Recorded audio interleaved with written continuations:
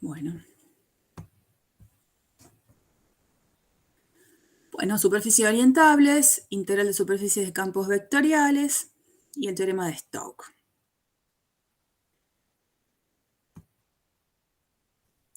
Esta placa lo único que hace es recordar qué significaba hacer una integral de superficie de un campo escalar. Esto no es nuevo. Si f de x y z es una función escalar continua, acuérdense que me devuelve un número. Y esta función se encuentra definida en todo punto sobre una superficie de la cual conozco una parametrización que necesita dos parámetros, acuérdense. Habíamos visto que haciendo la misma introducción que habíamos hecho para poder calcular el área de una superficie, podíamos utilizar en cada mini pedacito de parche de la superficie total, podíamos elegir un representante, valorizar la función en ese punto representante, que lo llamábamos P sub K estrella, y sumar todos esos productos.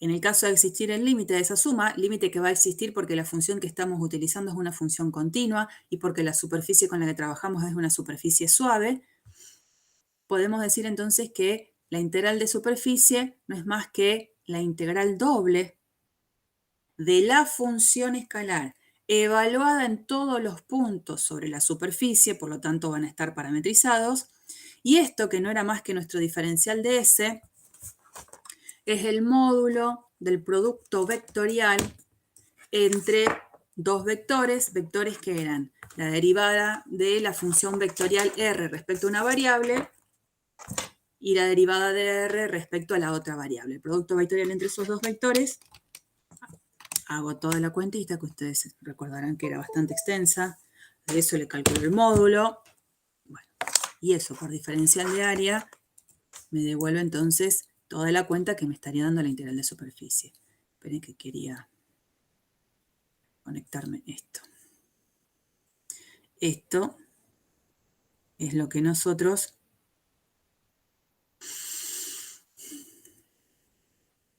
llamaríamos diferencial de S. Hasta ahí nada nuevo. Bueno. Tengo ganas de hacerme renegar. Vamos a definir superficie orientada.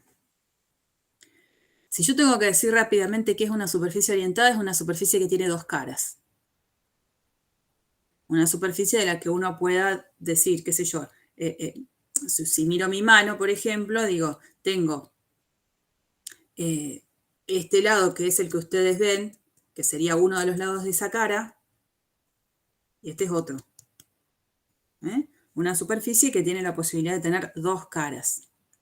En general, uno de los lados va a tener que ver con decir, bueno, este es el lado exterior o positivo, y el otro tiene que ver con el lado interior o negativo. Es ponerse de acuerdo que hay dos lados. Uno es el positivo, el otro es negativo. O uno es el exterior y el otro es el interior.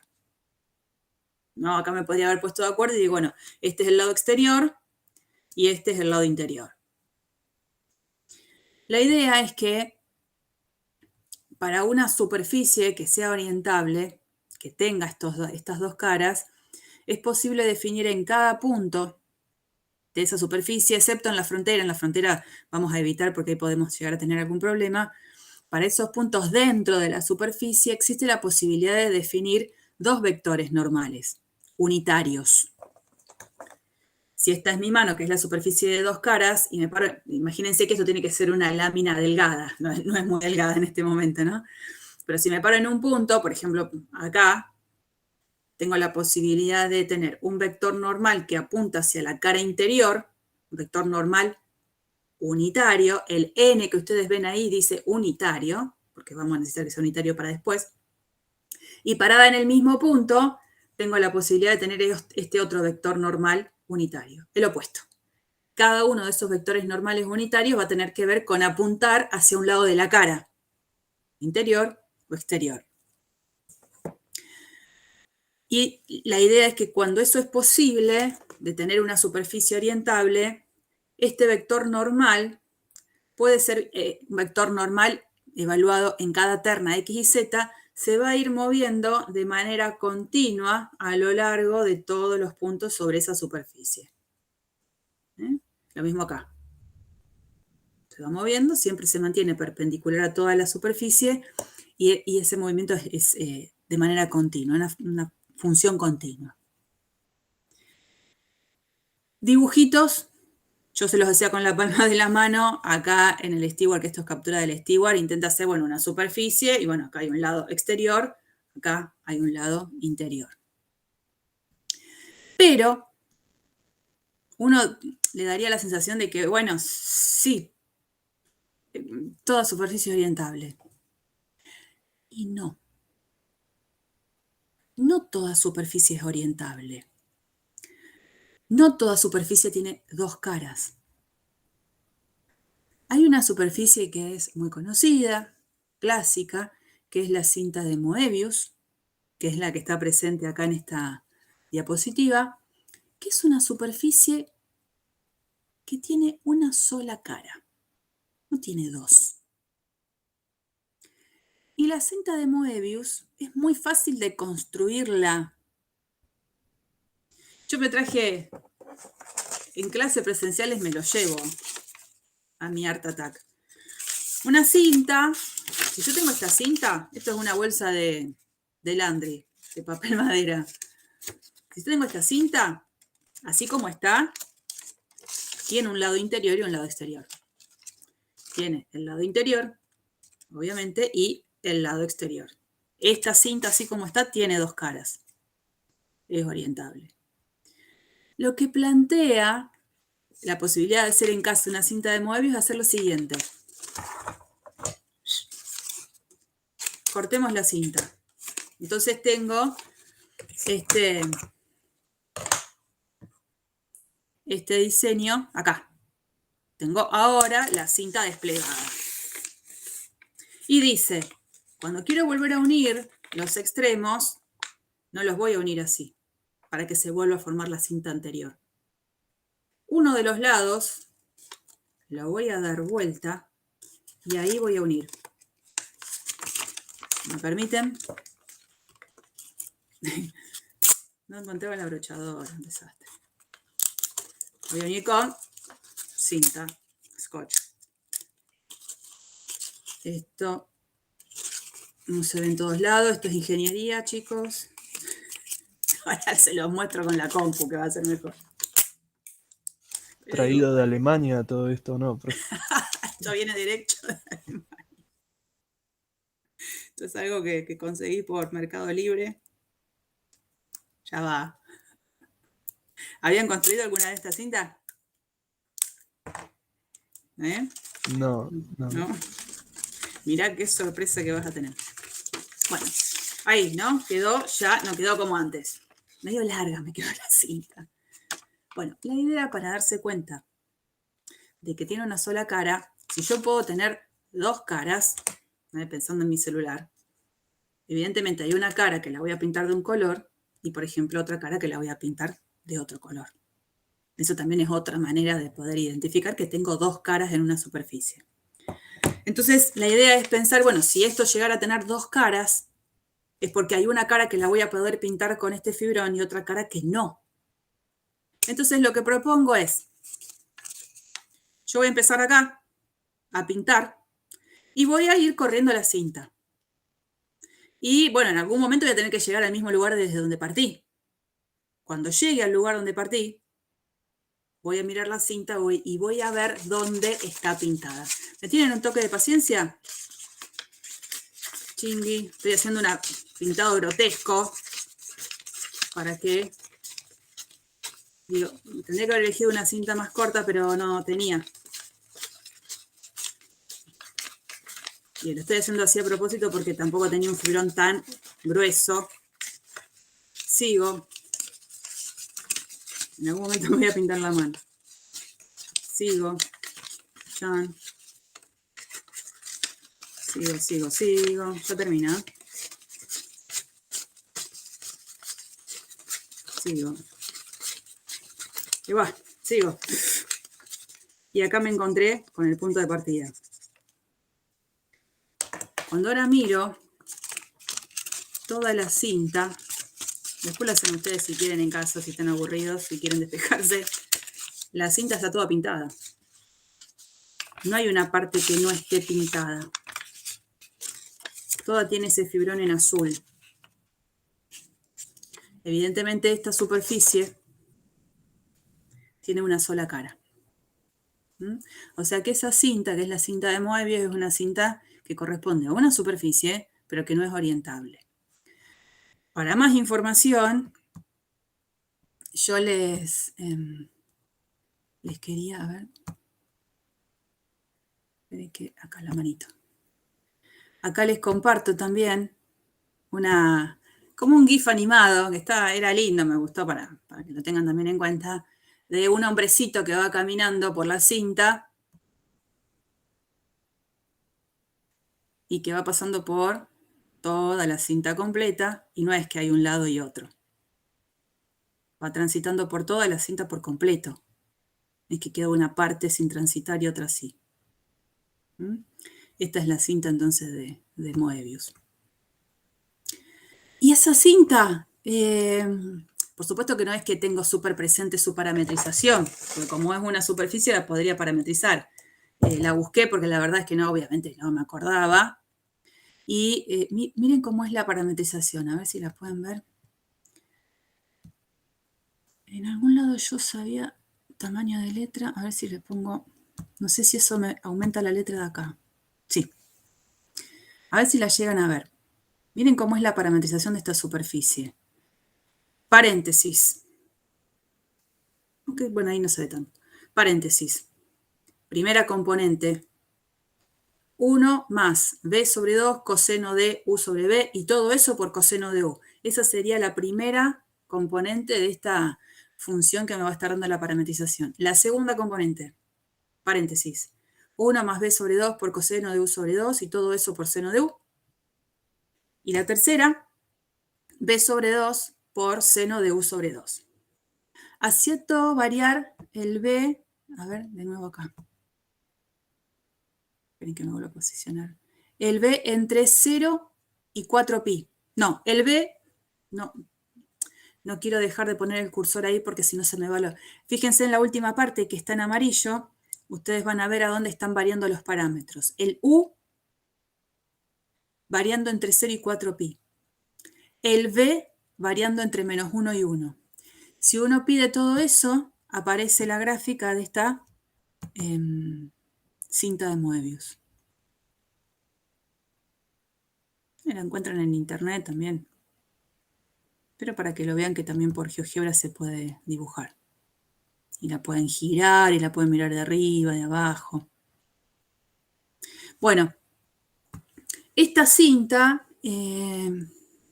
ustedes son de una generación en la que capaz que conocieron, porque hasta lo pueden haber visto como algo vintage, como algo retro, que es los cassettes. ¿Se acuerdan los cassettes? ¿Alguna vez vieron los cassettes para reproducir audio? Sí. Bueno, esa ruedita que tiene adentro donde está esa cinta negra, está dispuesta de esa manera, siendo una cinta de Moebius. La idea es aprovechar la mayor superficie de la cinta. Y el mismo tipo de cinta aparece en las cintas transportadoras. Bueno, yo me hago la canchera, fui dos veces en mi vida en el aeropuerto, pero la cinta que lleva las valijas, esa cinta que se va deslizando es una cinta de Moebius. También. Ahí también se usa. Bueno. Hay otra que también no la vamos como a andar analizando tanto como la cinta de Moebius, porque en realidad lo que quiero es ahora pasar a superficies que sí sean orientables, pero esta superficie también es muy llamativa, es la botella de Klein, también es otra superficie no orientable. También les puse acá un GIF, que es como si fuese una hormiguita que se va trasladando por acá, después se mete por dentro por dentro, sigue por dentro, por dentro, por dentro, por dentro, por dentro, y después sale por afuera. O sea, si quieren, la pueden después investigar. Realmente tiene una sola cara, como en algo que se mete por dentro. Es medio raro también de imaginarla, pero este GIF intento que muestre que si yo voy transitando por esa superficie, no es que hay un lado interior y un lado exterior. Voy a recorrer toda la superficie completa. O sea, si la quieren pintar, empezar a pintar por un lado, la van a terminar pintando completa. Bien, ahora vamos a lo que nos interesa. Una vez que vimos superficies con las cuales no vamos a trabajar, pero que son llamativas y que vale la pena considerarle un espacio, la idea es, si yo dado una superficie tengo la posibilidad, superficie orientable, tengo la posibilidad de hablar de dos vectores normales asociados a cada punto, uno que apunta hacia el lado interior y otro que apunta hacia el lado exterior, digo, ¿cómo hago para calcular esos vectores normales? ¿Cómo podría calcularlos? Y nosotros esos vectores normales ya los veníamos calculando porque en su momento cuando queríamos calcular de una superficie el plano tangente, para calcular el plano tangente a una superficie en un punto, yo necesito calcular una dirección normal, porque es la dirección que me va a dar la dirección justamente del vector normal del plano. Pero ahí en ese caso, vector normal del plano, pensándolo como vector perpendicular. Bueno, si yo me quedo con esa dirección, pero con un vector unitario, tendría la posibilidad de definir ese vector n del que se hablaba en la placa anterior. Entonces, si la superficie sería el caso de la gráfica de una función, nosotros sabíamos muy bien que a la hora de calcular el vector normal a lo que sería el plano tangente era menos la derivada de g respecto a x, menos la derivada de g respecto a y, 1. Esto de la superficie en un punto, si buscaba el plano tangente, ese era el vector normal del plano. Ahora, yo no sé si este vector normal tiene o no módulo 1. Entonces lo divido por su módulo. Y ahí tengo el famoso n raya, que no es este, el n raya del que se hablaba, perdón que vuelvo para atrás, acá. Vectores normales unitarios. Y si ese es 1, un posible vector normal, fíjense que este vector normal, voy a poner un poquito más grande, no es más que este al que se lo divide por el módulo. El módulo de un vector, un número positivo. Y en este caso, la tercera componente, que en este caso es 1, va a estar dividida por un número que va a ser positivo, que va a ser el módulo. Lo que quiero notar es que la tercera componente es positiva. Eso quiere decir que es un vector que apunta hacia arriba. Entonces, de la superficie, si yo tengo una superficie gráfica de una función, estoy en cada punto de la superficie buscando estos vectores normales, los que apuntan hacia el lado de arriba de esa superficie. Si por alguna razón a mí me interesa trabajar con la cara de abajo de esa superficie y por lo tanto quiero usar el vector normal unitario asociado a esa cara, ¿qué tendré que hacer con este vector?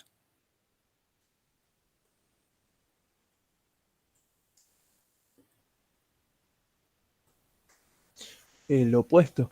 El opuesto, nada más que el opuesto. Así es. Y bueno, esta era solo una posibilidad de abordaje de una superficie, después, esa, al contrario, ¿no? Eso fue como un caso muy especial de una superficie que podía ser vista como la gráfica de una función.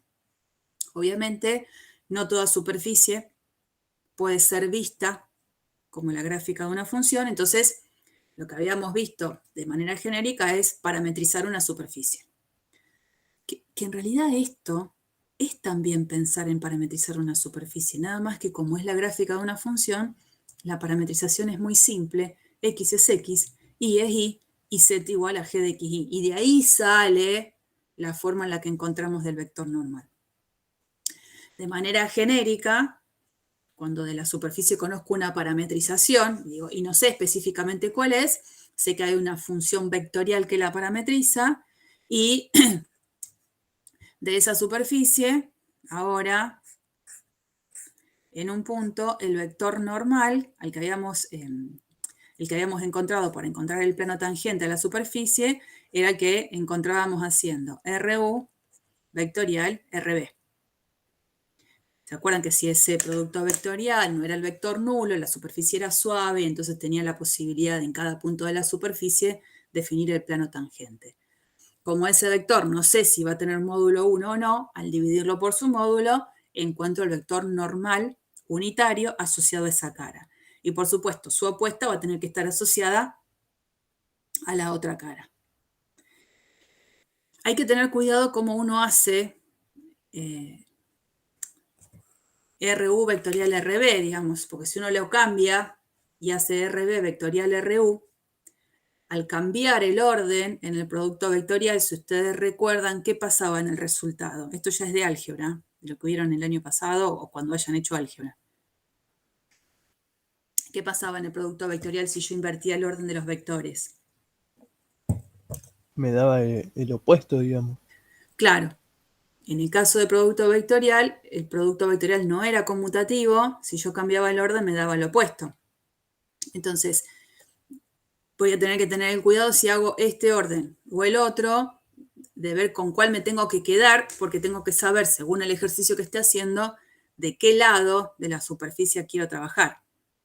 Pero nada, es cuestión de hacer cuenta y fijarse algunas de las componentes, cómo debería ser para que, por ejemplo, el vector apunte siempre para arriba o apunte siempre para abajo. Eso se ve en los ejercicios, no es un problema. Bueno, en el caso de que la superficie con la que yo trabajo sea una superficie cerrada, quiero decir, es una superficie que encierra un sólido. En este caso, el típico dibujito para pensar en una superficie cerrada es toda la esfera, pero obviamente que no es la esfera la única superficie cerrada. En el caso de entonces tener una superficie cerrada, cuando uno habla de orientación positiva, tiene que ver con la orientación en relación hacia afuera de esa superficie. Y en cambio, la orientación negativa es la que tiene que ver con orientarme hacia adentro. Pero sigue siendo, dado un vector, tengo un vector o su opuesto en el vector normal. Bueno, y acá es donde empezamos, una vez ya entendido la definición de superficie orientable y comenzando con una superficie orientable, vamos a hacer esta introducción que me permite definir lo que va a ser para nosotros integral de superficie de campos vectoriales. Y la idea va a ser esta. Voy a tener una superficie orientable, ¿no? Entonces lo primero que hago es partir de una superficie que es orientada, donde tengo un vector normal que va a apuntar hacia una cara.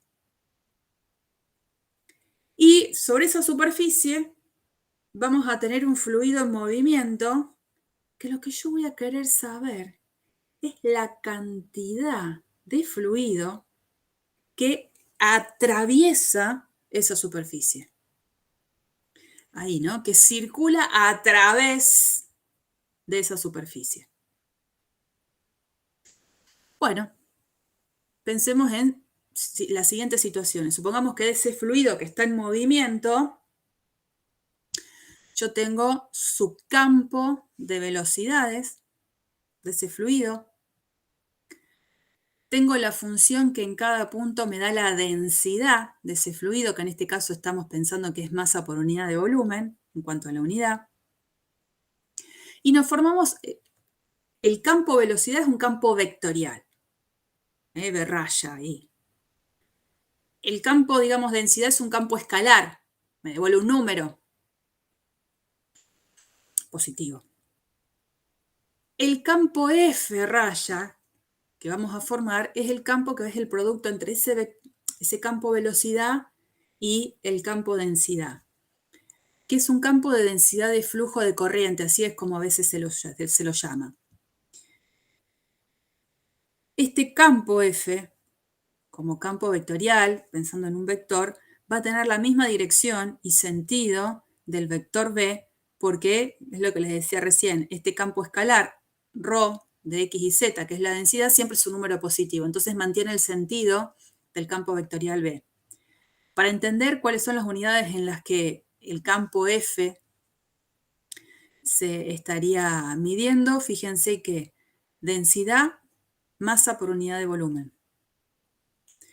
La velocidad es distancia por unidad de tiempo. Si simplifico una de estas unidades de distancia con una de estas unidades de volumen, el resultado final va a tener que ver con esta unidad, masa por unidad de área por unidad de tiempo. Eso es lo que estaría siendo la unidad que refleja a este campo vectorial en cada uno de los puntos sobre esa superficie. Entonces, el campo, así construido, indica cuánta masa de fluido circula en el punto XY por unidad de área por unidad de tiempo. Y circula a través, ¿no? Me encantaría, una vez que entiendo cómo se comporta ese campo vectorial, no siempre vamos a dar tantas vueltas con las definiciones del campo vectorial. Esto es introductorio. Me encantaría saber de esa superficie con la que estoy trabajando la cantidad de fluido que por unidad de tiempo termina atravesando por esa superficie. Y cuando uno dice atravesar, es porque está pensando en que se dirige de manera perpendicular a esa superficie. Pensemos como si fuese una malla en la que está pasando este fluido. Entonces, si yo tengo, como en este dibujito, ¿no? Ay, no quería hacer eso. Me paro en un puntito concreto de la superficie. En ese puntito concreto tengo la dirección de su vector normal unitario. Pero a lo mejor el campo vectorial, que es otro campo, tiene una orientación que no es exactamente en la misma dirección que el vector normal. Y como yo quiero saber cuánto fluido atraviesa en esa dirección normal, lo que voy a tener que hacer es calcular la componente normal de esta fuerza. Y como este vector normal es unitario, la componente normal de esta fuerza, que sería cómo se descompone, ¿no? Acá. Esto lo voy a poder calcular haciendo el producto escalar entre este vector y el vector normal unitario asociado a esa dirección. Entonces, si lo que hago es lo siguiente, como voy a querer estimar la cantidad de fluido que atraviesa esa superficie, lo primero que puedo hacer es tomar nota de lo que yo ya había hecho alguna vez. Puedo dividir a mi gran superficie en mini pedacitos de superficies en los que nosotros llamábamos los parches SK, que es el que justamente está dibujado acá, y aproximar el fluido que atraviesa ese parche pensando en que es la componente normal de este campo de fuerzas, de este campo F, y lo multiplico por el área. Como si fuese constante ese campo F a lo largo de todo este mini pedacito de parche. Entonces, por eso es lo que ustedes van a ver acá, ¿no? Si dividimos S en pequeños parches, SK, podemos aproximar la masa del fluido que atraviesa ese parche en dirección del vector normal unitario como la componente normal de ese campo F por el área del parche. Por supuesto que si eso lo hacemos sobre cada parchecito y sumamos, lo que voy a tener es una aproximación de todo ese fluido que atraviesa a la superficie completa.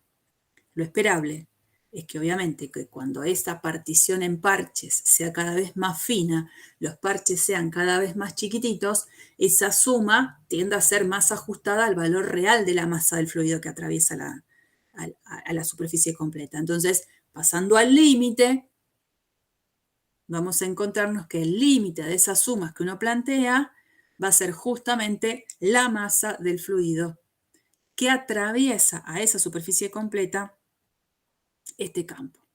Entonces, la notación es integral de superficie de este campo F, escalar el vector normal, diferencial de área. El área de ese mini parche ya sabemos cómo se calculaba, con el módulo del producto vectorial.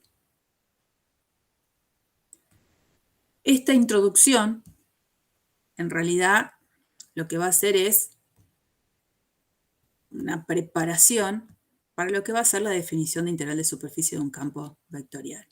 Entonces ahora, independientemente de todo eso que yo venía diciendo, de que la densidad, de que el campo de velocidades, fantástico para una presentación, ahora vamos directamente a la definición concreta más genérica. Directamente vamos a decir, si F raya es un campo vectorial continuo sobre una superficie orientada S con un vector unitario normal, ese vector unitario normal es porque está elegido de tal manera que se referencie a una cara, la integral de superficie de ese campo vectorial sobre la superficie S, fíjense cómo se va a notar. Así. Integral de superficie del campo vectorial y este diferencial de S, el S es un S en negrita. O sea que esto que es captura del libro, si yo lo hubiese tenido que escribir en el pizarrón de la facultad, hubiese escrito así. Integral de superficie del campo vectorial F escalar diferencial de S raya. Que es como también lo van a encontrar en la práctica. Y esto no es más que esta integral de superficie de donde acá, al hacer el producto escalar entre el campo vectorial F y el vector normal en cada punto, esto es un escalar. Escalar como veníamos trabajando hasta la semana pasada. Y entonces este diferencial sí es diferencial S solo. Esto en el pizarrón yo lo hubiese escrito así. La integral de superficie de F raya escalar N raya y acá sí diferencial S mayúscula sin raya. Y esto no es más que calcular el flujo de ese campo vectorial F que pasa a través de la superficie S orientable. Que pasa en dirección a ese vector normal que estoy utilizando.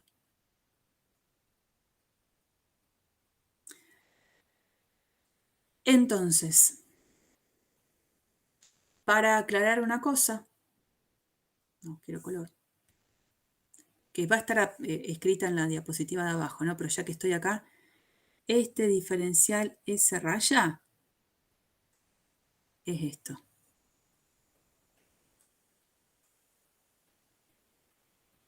Es esto. ¿Mm? El diferencial S raya es ese vector normal diferencial S. Y perdónenme que lo llevo al inicio. Y a la vez, el diferencial S solo era todo esto. Módulo de el producto vectorial entre estos dos vectores, diferencial de área.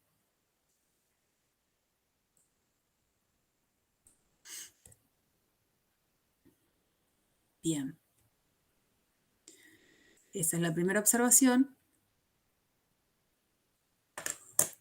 La idea es ir viendo cómo quedaría la integral de superficie de campos vectoriales en situaciones particulares de superficies. Otra vez, superficies genéricamente parametrizadas o superficies que pueden ser vistas como la gráfica de una función.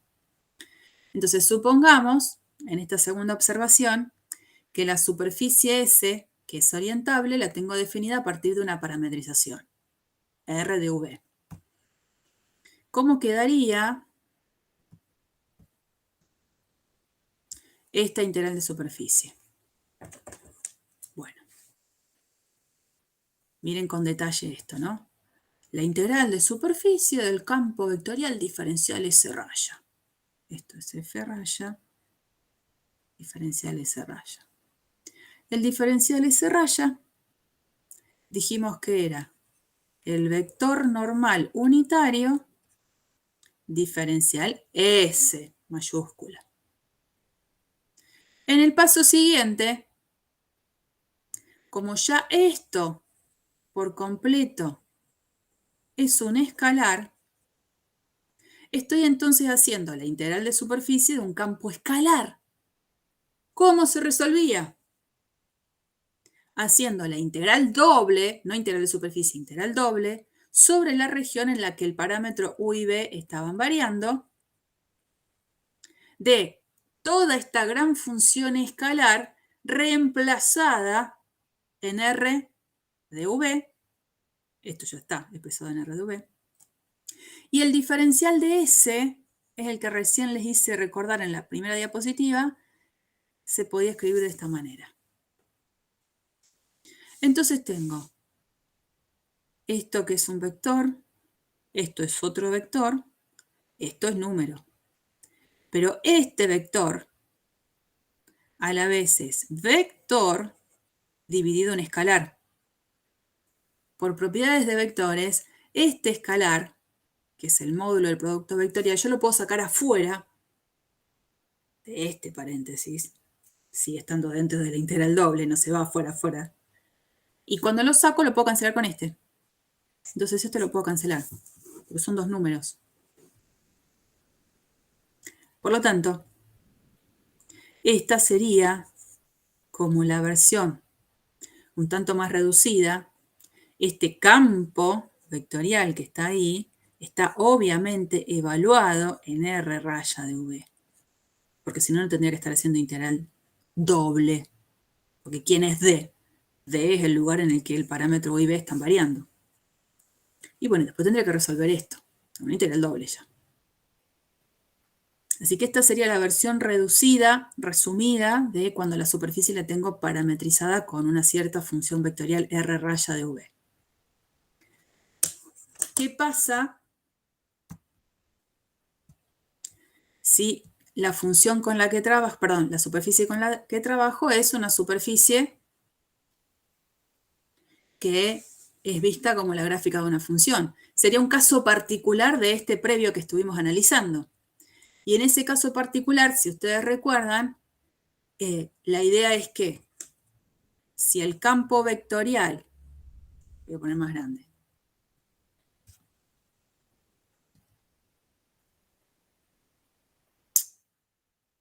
¿dónde fuiste? Acá. Si el campo vectorial le conozco sus componentes, son estas, sé muy bien que el producto vectorial entre Rx y Ri, que sería la forma particular en que uno parametriza esta superficie vista como la gráfica de una función, habíamos visto que nos quedaba esto, menos Gx menos Gi, 1. Hacer el producto escalar entre esas dos expresiones hace que aparezca esta fórmula cerrada, digamos, resultado final de ese producto escalar. La primera componente por la primera componente de este vector, que es la que ustedes ven acá, segunda componente de este vector por segunda componente de este vector, que es la que ven acá, y tercera componente por tercera componente. Eso ya es un número, una expresión que es un número. Y ahí calcularía la integral doble.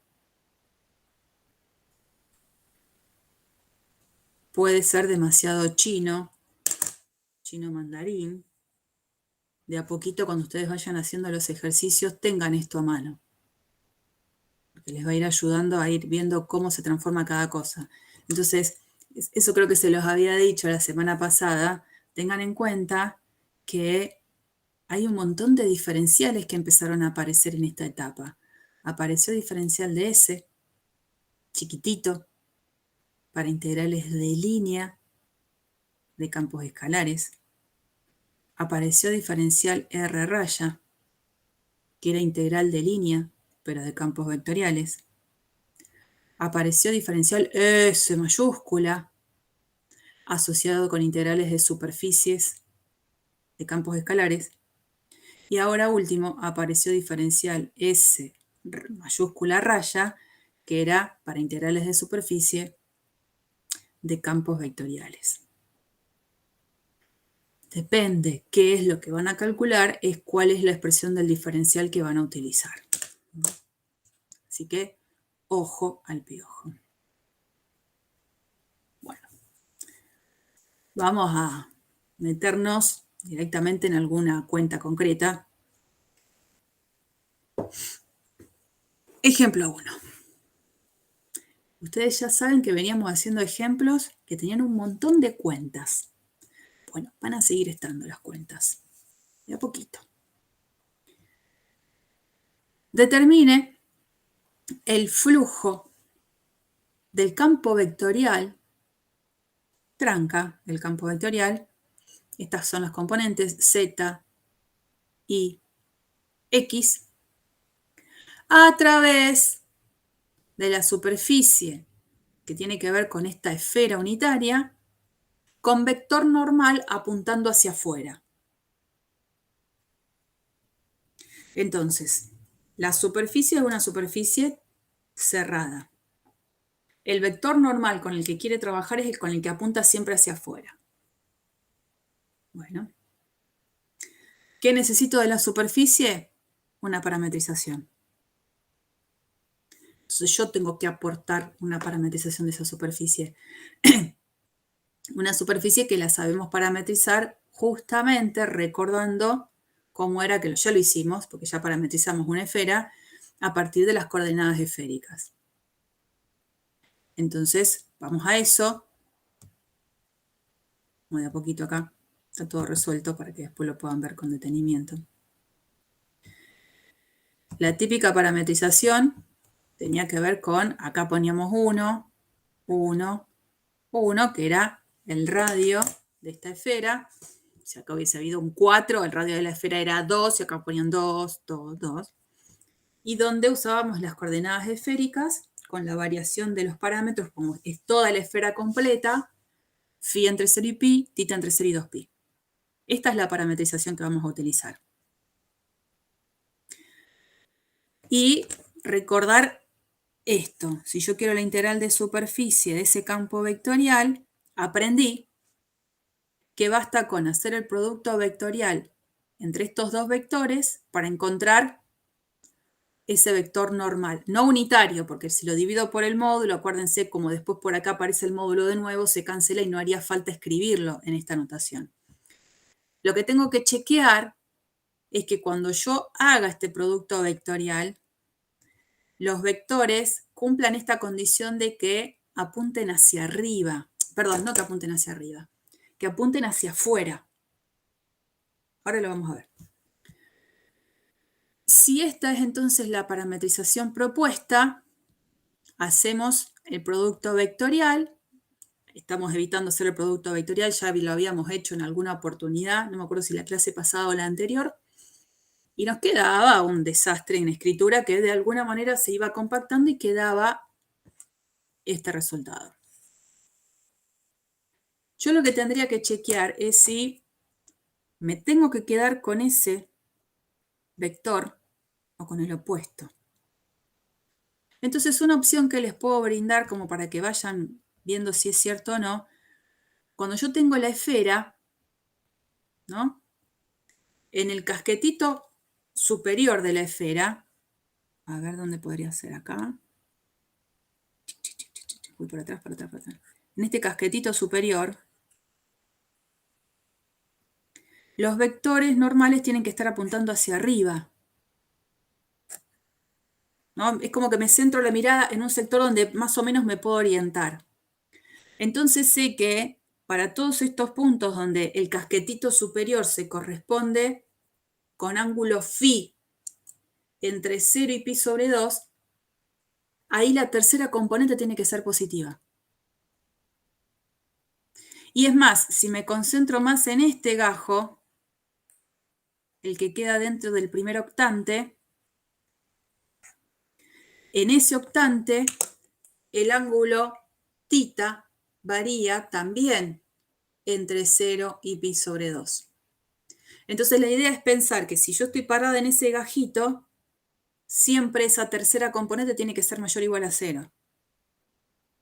Entonces digo, bueno, ¿quién es la tercera componente supuestamente de esta parametrización que acabo de realizar? Y la tercera componente es esta. Fíjense que la tercera componente ahí está en realidad relacionada con phi. Sobre este rango de variación de phi que yo les decía que es entre 0 y pi sobre 2, las dos expresiones son positivas. Y entonces este vector que acabo de encontrar es el que corresponde. Si me hubiese dado esta tercera componente en este producto vectorial negativa, me tendría que haber quedado con el opuesto. Y una vez que me doy cuenta con cuál me tengo que quedar, continúo. Eso lo tienen que ir chequeando. Porque cuando resuelva la integral de superficie, me va a quedar el número opuesto, que no corresponde al número a lo mejor que estoy buscando, ¿no? Bueno, una vez que chequeé que realmente este vector es el que apunta hacia afuera, continúo. ¿Continuar qué significa? Seguir con esta parte. La integral doble sobre la región D es la que está relacionada con dónde están variando los parámetros, y es esta, la región D. Y tengo que hacer un producto escalar entre este gran vector y este, que en realidad no es más que pensar que tengo que al campo vectorial evaluarlo en R raya de phi tita. O sea, esta cuenta es la que está acá bien desmenuzada. F raya en la parametrización, eso me da un vector. Escalar por este otro vector, que es ese vector normal que apunta hacia el lado que necesito sobre el ejercicio, hacia arriba, hacia afuera. Miren qué lindo queda la cuenta. Todo esto. El primer término con el segundo, bueno, no se cancela, pero se junta, al menos. Hacemos una reducción de escritura. Y a partir de ahora, de acá en adelante, es resolver una integral doble. Entonces buscaré las estrategias. Tengo una integral doble. La estrategia que yo les estoy presentando en esta captura es la siguiente. Tengo la integral doble de una suma de expresiones. Entonces lo separamos en suma de dos integrales dobles. Y a la vez, esta función, cuando la vaya a integrar, me doy cuenta que es un producto de dos expresiones donde las variables no se mezclan. Entonces puedo usar el artilugio que vimos al comienzo de integrales dobles, que al momento de hacer una integral doble de una función que cumpla con esa condición, la puedo pensar como producto de dos integrales simples. Y lo mismo cuando quiero hacer la integral doble sobre esta segunda expresión, que también veo que esa segunda expresión se puede escribir como el producto de dos expresiones donde las variables no se están mezclando entre sí, entonces hago producto de dos integrales simples. Esto ya es recordar estrategias de cuando hacía integrales dobles. Hago la cuenta, busco primitiva, regla de Barrow y ya encuentro el resultado final. No, eso ya no tiene que ver con integrales de superficies. Pero bueno, imagínense que en esta captura hay cuentas que uno en la carpeta las va a hacer y que acá no están. Este producto vectorial, a menos que lo hayan hecho en el ejercicio anterior o en el anterior, probablemente lo tengan que hacer de nuevo. Probablemente. Si no, si más o menos son ordenados y se acuerdan, van mirando, del ejercicio 1A ya hice esta cuenta, y entonces en el ejercicio 8 que estoy haciendo ahora, uso lo que yo ya hice en el 1A. Pero en un final o en un parcial lo van a tener que hacer todo. No me van a decir que porque ya lo hice en el ejercicio 1A de la práctica. Lo van a tener que hacer. Esto lleva su tiempo.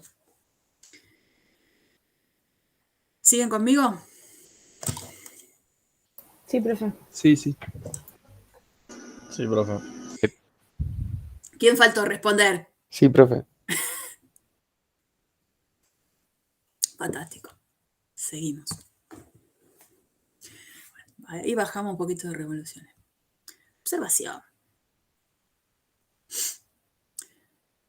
Si la superficie es suave por partes, es lo que hemos dicho muchas veces, una unión de superficies.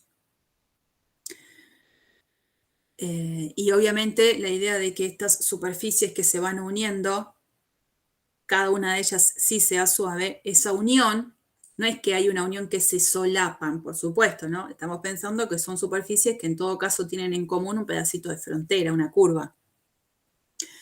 La integral de superficies sobre la unión de superficies la podemos pensar como suma de integrales de superficies. En esta escritura, en realidad no les estoy diciendo, esta es una captura de un libro que me gustó, digo, en esto yo no les estoy diciendo nada nuevo porque esto ya lo habíamos dicho. Fíjense que acá se trabaja con funciones escalares, no es una función f-raya. Pero lo mismo se puede hacer para integrales de superficie de campos vectoriales. Entonces, siempre pensando en mantener la orientación que se quiera.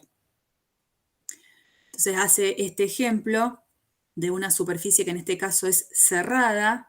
Tengo el pedacito del paraboloide y tapado con el plano a la altura de z igual 1. La unión de las dos me da una gran superficie cerrada, pero no es como la esfera que con una sola parametrización pude definir a toda la superficie.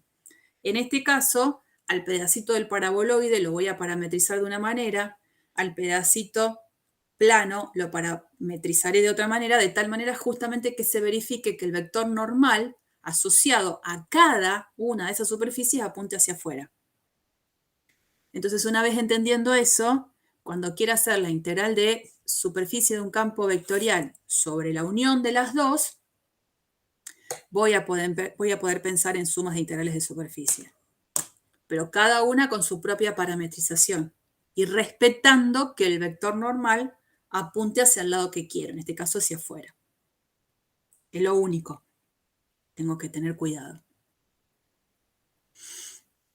Y acá aparece el famoso teorema de Stokes que yo les decía, uno de esos dos que van como a completar esa práctica 7. El teorema de Stokes es como un primo hermano del teorema de Green.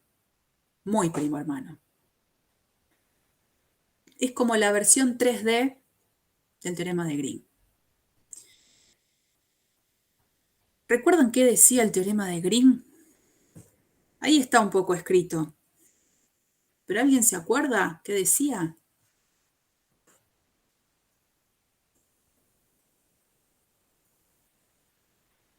No, ¿no? Digo, No, me acuerdo que se podía resolver una integral de línea a partir de una integral doble, pero no recuerdo más. bien. Bueno, el teorema de Green, primero que era un teorema que estaba definido en el plano, no estaba en el espacio. Trabaja con curvas planas, trabaja con regiones planas. Y la curva tenía que ser cerrada, simple, orientada positivamente. Entonces el teorema de Green, voy a tratar de hacerlo mini por acá, tenía una curva cerrada, orientada positivamente. Y de tal manera que esa curva encierra una región a la que llamábamos D. Si el campo vectorial P por I más Q por J estaba definido de esta manera, la integral de línea del campo vectorial sobre esa curva cerrada, orientada positivamente, acuérdense, orientada positivamente la curva, significaba que cuando yo iba caminando por la curva, la región que esa curva encerrada siempre quedaba del lado de la izquierda. Iba a ser igual, esta integral de línea, a la integral sobre la región D, que es la región encerrada por la curva, de esta función que era la derivada de Q respecto a X menos la derivada de P respecto a Y. Entonces relacionaba una integral de línea de un campo vectorial con una integral doble de un específico campo escalar, el que surgía de hacer esta cuenta, Qx menos Pi. Bueno, esa es la versión del teorema de Green. Bueno, el teorema de Stokes digo, es muy parecido. Digo, es como el primo hermano en el espacio, pero a la vez, por ahí hay algunos profes que se enojan cuando lo emparentan, porque en algún punto, cuando uno es válido en el plano y el otro es válido en el espacio, que son válidos en espacios distintos, es como que dicen, ¿qué cosa tengo que emparentar si no son, si corresponden a espacios distintos? Pero bueno, es imposible no ver una analogía, un parentesco, un primo hermano. ¿Qué dice el teorema de Stokes? Ahora lo que va a hacer el teorema de Stokes va a ser relacionar una integral de línea de un campo vectorial ahora con una integral de superficie de un campo muy especial. Fíjense lo que dice el teorema de Stokes. Primero, voy a tener que tener una superficie suave. Por tramo, o sea, puede llegar a ser unión de superficies suaves, orientada. Donde esa superficie tiene una curva que funciona como frontera. No, acá no tengo este dibujito, a ver si lo podemos ampliar y se llega a ver. Acá hay como un casquetito y tengo una curva frontera de esa superficie. Esa curva frontera de esa superficie no tiene por qué ser una curva plana. Esa superficie no necesariamente es plana. Ahí es donde la cosa es más abarcativa, es más amplia en el espacio. ¿Y qué es entonces lo que dice el teorema de Stokes? Que si tengo una superficie suave por tramos, orientada, que tiene una curva simple, suave, como frontera, y esa curva dice está orientada positivamente. ¿Qué significa que esa curva esté orientada positivamente cuando ahora estoy en el espacio? Este hombrecito que ustedes ven acá está puesto como, pensando en que es un alguien que está caminando por la curva y va a estar orientada positivamente si el vector normal asociado a esa superficie apunta hacia arriba. Es como de alguna manera sigue la regla de la mano derecha. Voy caminando por la curva y la regla de la mano derecha tendría que coincidir con la orientación del vector normal de la superficie. Eso es lo que tiene que ser compatible, ¿no?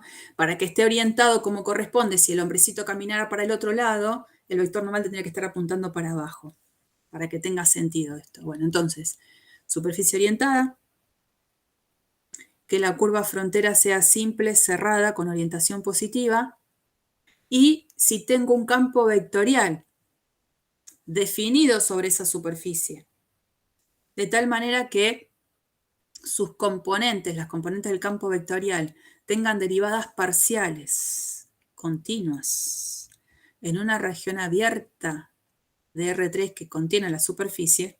Antes también el teorema de Green decía que este campo tenía que tener derivadas parciales continuas en una región abierta que contenía la región D, lo mismo. Lo que vamos a poder decir es entonces que la integral de línea de este campo vectorial sobre esa curva frontera va a ser igual a la integral de superficie del campo rotacional. Esto es un campo vectorial. Por eso es el diferencial S raya. No se demuestra, no lo vamos a demostrar. No digo que no se demuestra, nosotros no lo vamos a demostrar al teorema de Stokes. Necesito saber en qué momento se aplica el teorema de Stokes y cuando sea conveniente aplicar el teorema de Stokes. Y la verdad es que como fue el teorema de Green, hay veces que es conveniente trabajar con una integral de línea para poder calcular esta integral de superficie o al revés. Para calcular una integral de línea es mucho mejor trabajar con una integral de superficie. Entiendo que calcular integrales de superficie tiene otra complicación, un nivel mayor de dificultad que andar haciendo integrales dobles. Porque entiendo que a la superficie hay que parametrizarla. pero a veces termina siendo la solución. A veces termina siendo la solución. Esto es solamente una anotación diferente de cada uno de ellos, interpretando quién era el diferencial. El diferencial R raya tenía que ver con esto. El diferencial S raya tenía que ver con esto, que es lo que ya habíamos comentado. Nada más. Bueno, vamos a hacer un ejemplito. Teorema de Stokes. Pensemos en la siguiente situación. Tengo un triángulo orientado, el triángulo está pensando en toda la cara triangular, que se apoya sobre este plano y que queda dispuesto sobre lo que es el primer octante, ¿no? Acá directamente dice que hay que fijarse en la figura. Se hace el triángulo orientado, situado en este plano, como se muestra en la figura. Evaluar la integral de línea de este campo vectorial sobre lo que sería la curva frontera, que es la que termina conformando el triángulo. Yo lo puedo hacer, si quiero, pensando en que la gran curva frontera es unión de tres curvas, cada uno de los lados del triángulo, y hacer las integrales de línea que correspondan. 3, ¿no es cierto? Pero por ahí la idea es pensar en por qué no aplicar el teorema de Stokes, pensando en que que todas las condiciones del teorema de Stokes se estarían verificando, pensando en que esta superficie es una superficie orientable, un pedacito de plano, donde la curva es una curva simple, orientada positivamente, donde el campo vectorial, fíjense las componentes que tienen derivadas parciales siempre continuas en todos lados, en R3. Entonces, ¿por qué no pensar en aplicar el teorema de Stokes? Para eso, se supone que yo voy a calcular esta integral de línea, acuérdense con la conclusión que teníamos, una integral de superficie del campo rotacional de ese campo F. Eso es lo que vamos a aplicar.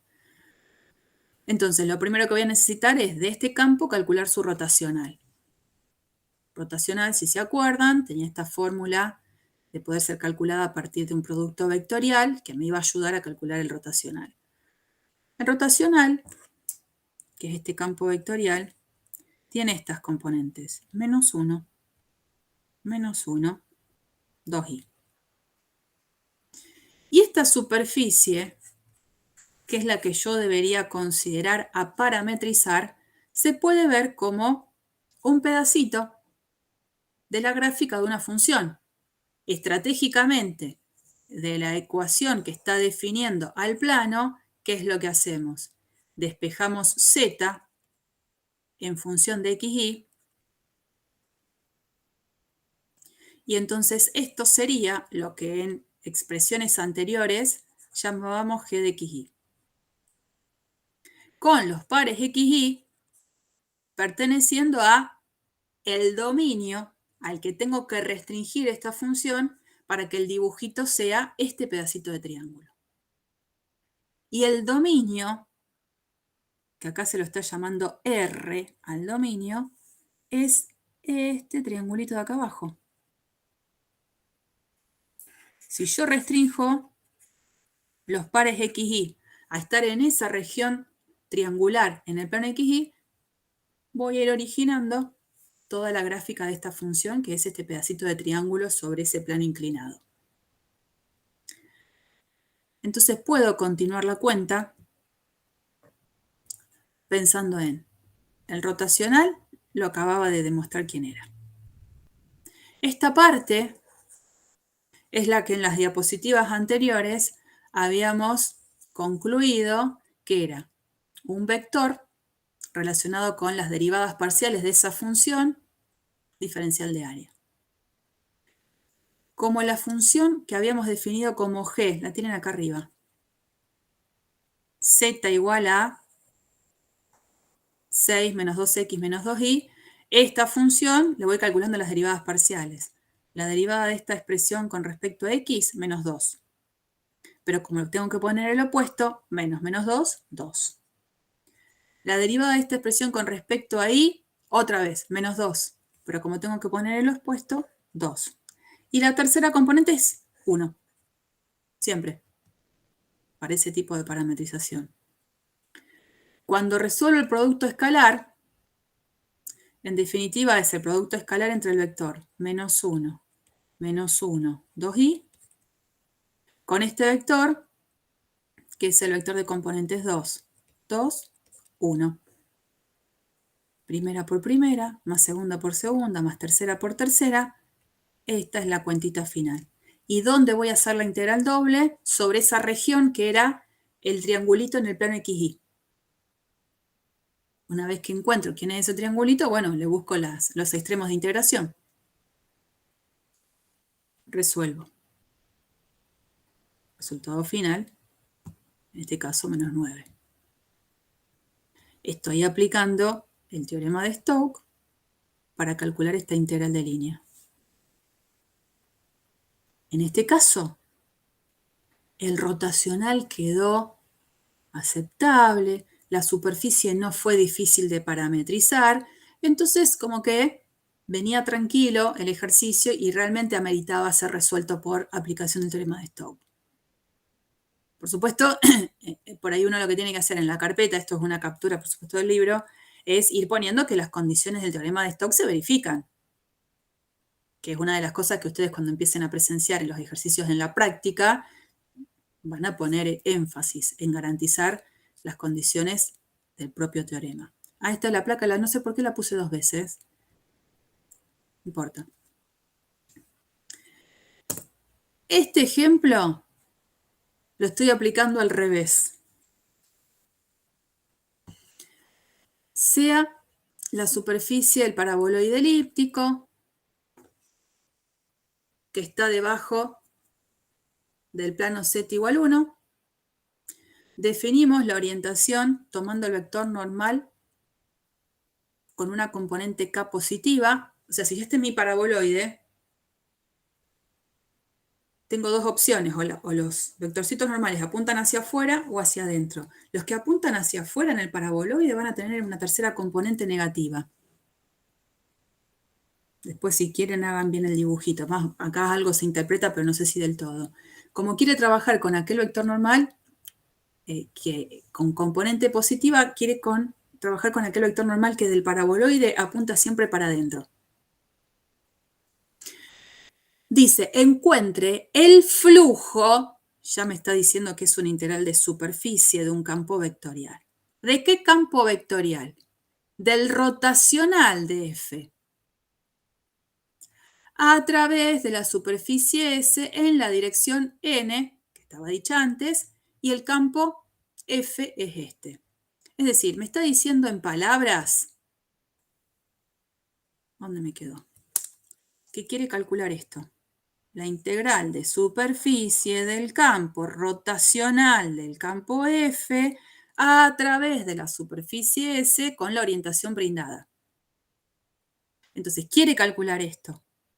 La idea es que justo en este caso puede ser aplicado al revés, el teorema de Stokes.